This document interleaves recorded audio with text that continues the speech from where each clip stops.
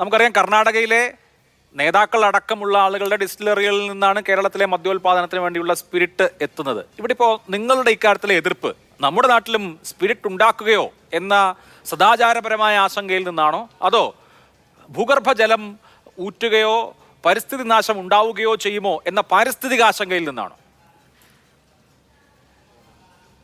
അല്ല, രണ്ട് വിഷയമാണ് ഞങ്ങൾ ഇതുമായി ബന്ധപ്പെട്ട് ഉന്നയിച്ചത്. ഒന്ന്, ഇതിനകത്തൊരു ദുരൂഹത ഏറ്റവും പ്രധാനപ്പെട്ടതാണ്. അപ്പോൾ ഇത് നേരത്തെ സൂചിപ്പിച്ച പോലെ വളരെ രഹസ്യമായി കേരളത്തിലെ ഡിസ്റ്റിലറി, രാജ്യത്തെ മറ്റ് ഡിസ്റ്റിലറി ഒന്നും അറിയാത്ത രീതിയിൽ ഒരു സോഡ കമ്പനിക്ക് ലൈസൻസ് കൊടുക്കുന്നത് പോലെ മന്ത്രിസഭയുടെ തത്വത്തിലുള്ള അംഗീകാരത്തിന് വരികയും മന്ത്രിസഭ തത്വത്തിൽ അതിന് അംഗീകാരം കൊടുക്കുകയും ചെയ്യുക എന്നുള്ളത്, അത് നമുക്കിതിനകത്ത് വളരെ ദുരൂഹമാണ് എന്നുള്ളത് ഞങ്ങളെല്ലാവരും ഒറ്റക്കെട്ടായി പറഞ്ഞതാണ്. അത് എന്താണെന്ന് പറയാനുള്ള മറുപടി പറയാൻ പോലും എക്സൈസ് വകുപ്പ് മന്ത്രി കഴിഞ്ഞിട്ടില്ല. രണ്ടാമത്തെ പ്രധാനപ്പെട്ട വിഷയം, ഈ കമ്പനിയുമായി ബന്ധപ്പെട്ട് ശ്രീ അഭിലാഷ് പറഞ്ഞ പോലെ തന്നെ പഞ്ചാബിലെയും അതുപോലെ തന്നെ ഡൽഹിയിലെയുമായി ബന്ധപ്പെട്ട വിഷയങ്ങൾ ഒക്കെ നമ്മുടെ മുന്നിൽ പറഞ്ഞിട്ടുള്ളതാണ്. അപ്പോൾ ഇതിനകത്ത് ഈ രണ്ട് കാര്യങ്ങളും വളരെ പ്രധാനപ്പെട്ടതാണ്. ഇതിനകത്ത് ഏറ്റവും പ്രധാനപ്പെട്ടത് അഴിമതി തന്നെയാണ്.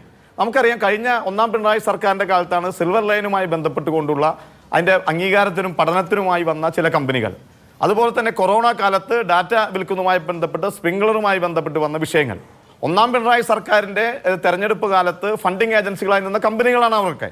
രണ്ടാം പിണറായി സർക്കാരിൻ്റെ ഒരു തെരഞ്ഞെടുപ്പിനെ നേരിടാൻ പോകുമ്പോൾ ഈ തെരഞ്ഞെടുപ്പിനെ, രണ്ടാം പിണറായി സർക്കാർ ഒരു തെരഞ്ഞെടുപ്പിനെ നേരിടാൻ പോകുമ്പോൾ അല്ലെങ്കിൽ അടുത്ത നിയമസഭാ തെരഞ്ഞെടുപ്പിൽ ഒരു ഫണ്ടിങ് ഏജൻസിയായി ഈ പറയുന്ന ഒയാസിസ് മാറും എന്ന കാര്യത്തിൽ ഞങ്ങൾക്കാർക്കും തർക്കമില്ല.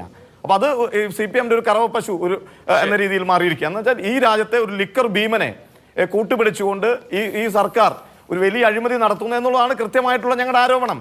അപ്പോൾ ആ ആരോപണത്തിന് മറുപടി പറയാൻ ഈ ഗവൺമെന്റ് കഴിഞ്ഞിട്ടില്ല എന്നതാണ് യാഥാർത്ഥ്യം.